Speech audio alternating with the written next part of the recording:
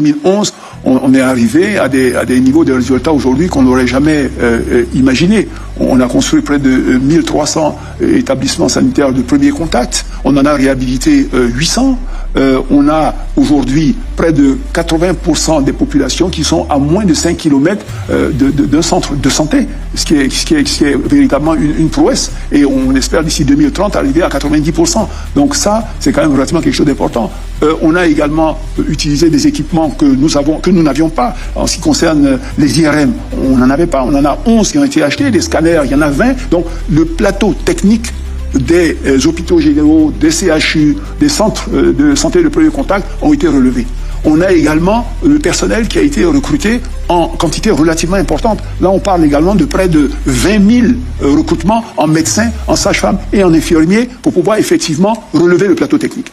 Maintenant, la qualité de service, elle continue de s'améliorer, elle croît, et pour moi, les personnalités, la plupart des... Quand on dit personnalités, pour moi, ce sont les gens qui appartiennent à des couches sociales de l'administration publique ou privée d'un certain rang et qui veulent, disons, se soigner en fonction de la pathologie. Mais malgré tous ces efforts, on n'a pas atteint le niveau de sophistication et de perfectionnement que requiert un certain nombre de maladies dans certaines conditions. Certaines sont découvertes de façon suffisamment précoce. Aujourd'hui, quand on découvre de façon précoce le cancer du sein chez la femme, à cause des centres de cancérologie qui ont été construits, on arrive à guérir ça à pratiquement 70%. Mais quand on le découvre relativement tard et que le plateau technique ici ne permet pas de le faire, ceux qui ont les moyens cherchent à aller dans des endroits où le plateau technique est à l'optimum. Donc ça ne veut pas dire qu'ils ne se soignent pas ici. Mais si, manifestement, malgré les efforts qui ont été faits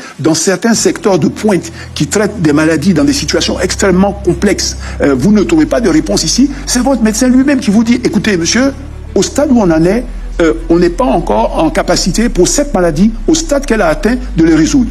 Si vous en avez les moyens, c'est moi-même qui vais vous conseiller un collègue dans tel pays qui, lui, a là-bas les plateaux pour le faire. Je vous conseille d'y aller. Monsieur le représentant du candidat pour une grande Côte d'Ivoire, je pense qu'on devrait avoir toutes les réponses ici concernant les différents mots.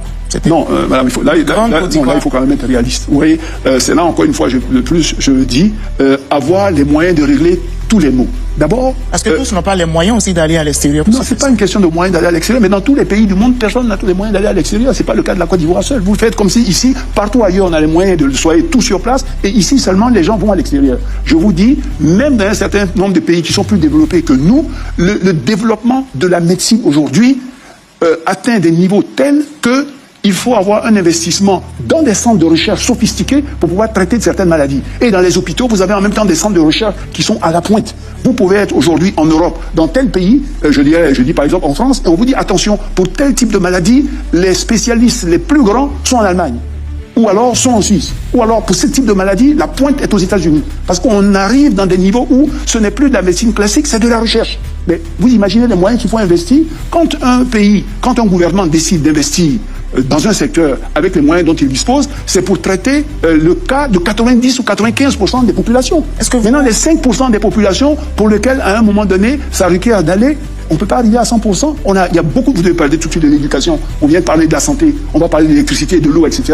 Mais il faut mobiliser des ressources pour le faire. Je vous parle de l'endroit où on vient de la crise. Il n'y avait même pas d'hôpitaux, je dirais, il n'y a même pas accès à des hôpitaux. Aujourd'hui, vous avez un taux d'accès qui a augmenté, vous avez un nombre de médecins qui est beaucoup plus important, vous avez un plateau technique qui s'est amélioré. Et vous n'êtes pas candidat, le bilan, on sait. Oui, mais juste savoir ce que vous entrevoyez, ce que vous envisagez de faire pour le prochain quinquennat. Ce qu'on entrevoit, c'est de continuer de faire ce qu'on a fait, à savoir améliorer notre plateau technique, recruter des médecins, recruter des sages-femmes et des infirmières pour avoir un ratio médecin par nombre, je dirais, de patients qui soit bien sûr beaucoup plus important, infirmières par nombre de patients qui soit beaucoup plus important, d'investir dans des équipements, je dirais, de haute technologie, comme on l'a fait dans les CHR que nous avons, vous avez certainement vu des images, on a relevé significativement le plateau technique avec des équipements qui n'existaient même pas et qui aujourd'hui sont en nombre, non seulement à Abidjan, mais également à l'intérieur du pays. Sur les IRM, sur les scanners, avant on n'en avait qu'à Abidjan, à l'intérieur du pays il n'y en avait pas, il y en a aujourd'hui. Des centres de dialyse, aujourd'hui il y en a à Abidjan, il y en a à l'intérieur du pays.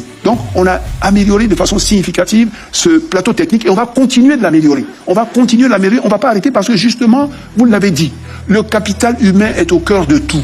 Vous avez des pays qui n'ont aucune ressource, même pas des terres arables, qui n'ont pas effectivement accès à de l'eau facilement, qui n'ont pas une population extrêmement importante, qui ont réalisé des prouesses qui aujourd'hui sont des pays développés. Parce qu'ils ont su vendre le capital humain, le former. Aujourd'hui, c'est l'économie du savoir, c'est-à-dire la matière grise. Elle est même beaucoup plus importante que des matières premières que vous pouvez avoir. Des gens réalisent des fortunes en inventant des choses avec l'économie du digital et l'intelligence artificielle, mais c'est des milliers, des milliards que les gens font en quelques années. Donc, le capital humain, qui est l'éducation et la santé, sont au cœur de toute politique d'un pays qui veut véritablement accélérer sa croissance, comme nous voulons le faire à l'horizon 2030. Et la CMU, on ne peut pas ne pas en parler, on est pris par le temps. Si c'est sur cette question, je pense que si vous avez une question sur la CMU. Moi, je demandais à M. le Premier ministre, parce que les Ivoiriens, au-delà des infrastructures sanitaires, se plaignent quelquefois des services qui leur sont proposés dans nos hôpitaux. Vous n'avez pas l'argent, vous ne pouvez pas vous soigner, alors que ça devait être gratuit, vous devez payer. C'est régulièrement qu'on entend ces plaintes. Y a-t-il un travail à faire à ce niveau aussi? Vous prévoyez de le faire pour le nouveau quinquennat? Oui, bien sûr. Des sujets comme les questions de gouvernance, parce que vous voulez parler de, je dirais peut-être de corruption, ou vous voulez parler de qualité de service aux patients. On va donc étape par étape. L'objectif étant d'arriver vraiment à l'optimum. Nous étions dans un environnement où il n'y a pas assez de centres de santé, il n'y a pas assez de médecins, il n'y a pas assez d'infirmières, il n'y a pas assez d'équipements qui marchent. On arrive aujourd'hui à un système où on atteint des taux où enfin on peut avoir accès à un centre de santé.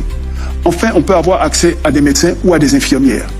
Enfin on peut avoir accès à un système de protection sociale. C'est près de 20 millions de personnes qui sont aujourd'hui enrôlées à la CMU et le président a pris la décision, bien sûr il y a l'année dernière, de rendre gratuit, je dirais, les soins aux populations en milieu rural et s'étant enrôlés, je dirais, à la CMU. Donc, ça a explosé, je dirais, l'accès aux soins, aussi bien en infrastructure qu'en soins réels. Maintenant, ici et là, oui, on peut avoir des situations où le personnel, je dirais, a encore des problèmes de professionnalisme. On peut avoir ici et là des cas où, et des plaintes comme ça, c'est vrai, on attend, et l'objectif, c'est effectivement d'attaquer ces sujets-là. Déjà, souvent, il y a des problèmes de motivation, et la nouvelle loi hospitalière prévoit que une partie des ressources sont générées par l'hôpital, et ces ressources sont gardées à l'hôpital, et une partie des ressources proviennent du système central du budget de l'État. Mais sur les ressources qui sont générées par l'hôpital, il est prévu également que des primes soient octroyées à certaines catégories de personnel en fonction de leur performance.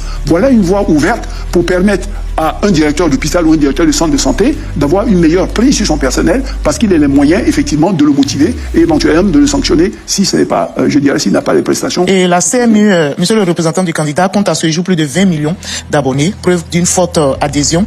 Mais je ne sais pas si vous avez entendu ces plaintes de certains Ivoiriens qui dénoncent le manque d'accès aux médicaments.